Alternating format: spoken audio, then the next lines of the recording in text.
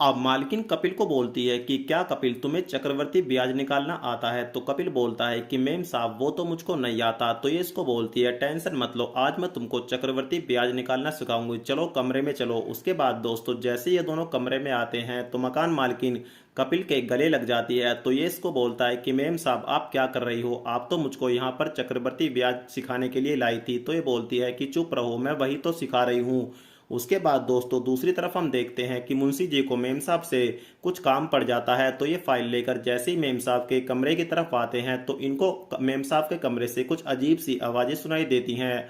और जैसे ये कमरे में झांक कर देखते हैं तो ये देखते हैं कि इनका लड़का मेम साहब की त्रिकोणमिति का समाधान कर रहा है। अब अगले दिन मुंशी जी अपने लड़के को मालकिन की बेटी के साथ भी लुपा छुपी वाला खेल खेलता देख लेते हैं। उसके बाद ये समझ जाते हैं कि इनका नालायक लड़का आम के साथ साथ अंगूर का भी मजा ले रहा है। अब अगले दिन मुंशी जी निशा के पास आते हैं और निशा को बोलते हैं कि अरे निशा मैम आप कपड़े क्यों धो रही हो, ये काम तो नौकरानी का है। तो निशा बोलती है कि अरे मुंशी जी आप भी कैसी बातें करते हो, आपको पता होना चाहिए कि एक लड़की को पढ़ाई के साथ साथ घर के कामकाज करने भी आने चाहिए, क्योंकि उस लड़की को भी तो कल किसी दूसरे घर जाना है और किसी की बीवी बनना है।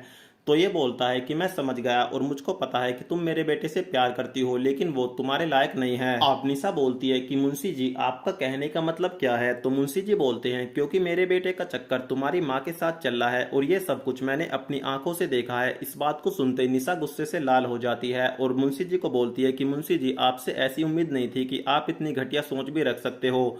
तो मुंशी जी बोलते हैं कि मुझको पता था कि तुम ऐसा ही बोलोगी, लेकिन नेक्स्ट टाइम जब मेरे पास कोई सबूत होगा तो मैं वो तुमको दे दूंगा। अब अगली बार मुंशी जी फिर से अपने लड़के को मेम साहब के कमरे में देख लेते हैं जिसमें कपिल मेम साहब के सर की मालिश करता हुआ दिखाया जाता है। उसके बाद मुंशी जी समझ जाते हैं कि अभी तो इनका लड़का मेम साहब के सर की मालिश कर रहा है, लेकिन थोड़ी देर बाद ये कुछ और भी करने वाला है। उसके बाद दोस्तों ये तुरंत दौड़ते हुए निशा के पास आते हैं और निशा को बोलते हैं कि निशा मैंने तुमको बोला था कि मैं तुम्हें एक दिन सबूत जरूर दूंगा और आज वो दिन आ गया है। अब तुम खुद अपनी माँ के कमरे में जाकर देख सकती हो क्या हो रहा है। अब उसके बाद निशा भी अपनी माँ के कमरे में चोरी से झांक कर देखती है, लेकिन अभी भी कपिल मेम साहब के सर की मालिश कर रहा होता है। उसके बाद निशा गुस्से से लाल होकर मुंशी जी के पास आती है और मुंशी जी को बोलती है कि मुंशी जी अगली बार कुछ देखने से पहले अपनी आंखों का इलाज जरूर करा लेना। इसी के साथ दोस्तों वेब सीरीज का जो एपिसोड नंबर 7 है वो यहीं पर समाप्त हो जाता है।